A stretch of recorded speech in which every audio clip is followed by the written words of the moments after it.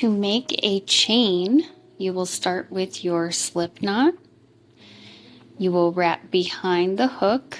You always wrap behind, never in front.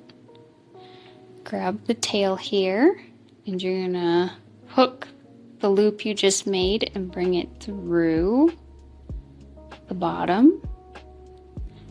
So we have one chain on right there. So you can do it again, wrap, pull through, wrap, pull through, wrap, and pull through. You now have 4 chains. You never count this knot here.